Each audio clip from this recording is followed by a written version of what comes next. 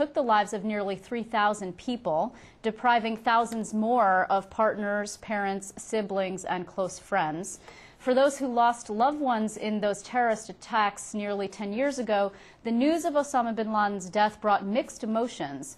And my next guest lost his brother on that fateful day. Edward Felt was one of 40 passengers and crew members who perished aboard the plane that crashed into a field near Shanksville, Pennsylvania. That was Flight 93. His brother Gordon is joining us from Rome today. Mr. Felt, thank you very much for your time. Well, thank you. I know you have been up for a number of hours, but if you would just tell us how you heard the news, how you learned of Osama bin Laden's death. Sure. I was sound asleep last night when I received a call at 11 o'clock from a good friend of mine from New York that informed me that the president was going to shortly thereafter come on onto TV and make the announcement that Osama bin Laden has been killed. And what went through your head at that moment? A myriad of emotions. Certainly any time that we hear information about September 11th, it dredges up all the sorrow and the loss for our family, the loss of my brother, as I'm sure it did with the thousands of other families that lost loved ones that day. Although I have to admit also with the news of bin Laden's death, there was a sense of accomplishment. I don't want to say joy. I don't want to rejoice at anyone's death, but perhaps I'll make an exception in this case. Yeah, I mean, obviously people are celebrating all over. I mean, spontaneous celebrations broke out in Times Square, at Ground Zero, outside the White House. There have been some who have suggested that they find the celebration, I don't know, odd or inappropriate. I assume you do not agree? Well, I would caution people to judge others on how we deal with this and process this information. Each one of us has experienced the losses of September 11th, whether you lost a family member or just as a citizen of this country, the loss of the lives of our countrymen. Certainly if people have spontaneous celebrations over the news of bin Laden's death, that's certainly their right to do so. At the same time, I certainly wouldn't want anyone to feel that this war on terrorism is over by any means. This is just the end of one chapter in this ongoing battle that we are fighting. There was you expressed some concern in other interviews that you've done that you might never see this day. Did you actually, I mean, look, we're looking at a decade at this point. Did you believe that this day would never come? No, actually, I always had faith in our military and our government that eventually that they would get bin Laden. The greatest concern I had was that we would never get confirmation of his death. Always having the specter of what happened, his story, without any closure. But our military were able to not only execute their plan perfectly this morning, but were able to demonstrate to the world that bin Laden is in fact dead. You prefer this outcome to, say, his capture alive and then a trial, if you will, in front of the world? Absolutely. And why is that? We don't need to make him a martyr, put him on a stage. His guilt is without question. He was responsible as one of the leaders of Al-Qaeda for helping to mastermind the death of thousands of Americans. Our justice was swift and it was true.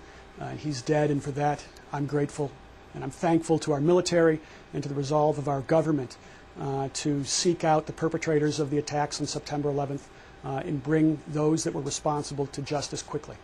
The story of your brother is really remarkable, and I'm sure some people who are watching are probably familiar, but most people probably are not. If you wouldn't mind just recounting it briefly for us. In terms of his story on September 11th? Correct. Well, my brother Ed rose early that morning for a business trip to fly from Newark to San Francisco.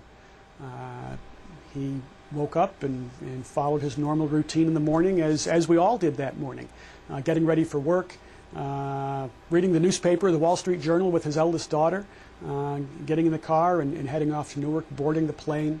The plane was delayed at takeoff, but did in fact take off just before the first planes struck the World Trade Center. Somewhere out towards Cleveland, the 4 terrorists on United Flight 93 took over the cockpit and steered the plane to the southwest, directed what the 9/11 Commission has determined is Washington, D.C. The passengers on that plane began making phone calls, receiving cell phone calls, using the airphones on the plane to make contact with loved ones, to let them know what was taking place. We know that because there are some recordings of those calls, and you can only imagine the terror and the anxiety that were felt by those family members. We do know that the passengers and crew of United 93 prayed together in their time of need. We know that they discussed different options, whether they would sit back and allow the end of their life to unfold before them, or to take action. And we are thankful that they chose to fight. They chose not to let these 4 terrorists dictate the end of their lives, and they fought back. We believe they broke into the cockpit, and while they weren't able to retake the plane, and the plane crashed just outside of a very small town called Shanksville, Pennsylvania, going over 600 miles an hour, inverted when it crashed, only seconds away from the local Shanksville High School. We know that while our loved ones lost their lives, they helped prevent the further loss of life on the ground in Pennsylvania, and certainly on the ground in Washington if that flight had reached its intended target, which again the 9/11 Commission believes was the Capitol building. And I can only imagine. Oh, I'm sorry. Well, and the amazing thing also is that your brother, of course, dialed 911, and there's a recording of that call when he was locked in the bathroom of the plane and actually spoke to someone on the ground to inform them of what was happening. That's right. Many passengers made phone calls to family. My brother chose to try to call 911 to speak with the 911 operator. The thought was that he was trying to determine the location of the flight to give that information to the other passengers and crew on Flight 93. So you are involved in the effort to build a memorial in that field, and if you would tell us where that stands now? Certainly. These past nearly 10 years I've been working with the families of Flight 93, the National Park Service, the National Park Foundation, the Friends of Flight 93, a local community group, to create a national memorial in Somerset, Pennsylvania to the individuals and the actions, the collective actions of our 40 heroes. Construction has begun, and we will be dedicating the first phase of the Flight 93 National Memorial this September. If you would just give out the website, Mr. Felt, before we say goodbye here, so people who want more information can find it. Sure, I would urge everyone, if you're interested in learning more about the Flight 93 National Memorial, to visit our website at honorflight93.org. At that website, you can see images of what the memorial will look like. You can see a webcam that will show you day-by-day construction, as well as learn about the heroes of Flight 93, their biographies, and see pictures. Well, I want to thank you very much for joining us, Mr. Felt, on this historic day. It's been a pleasure speaking with you. Thank you very much.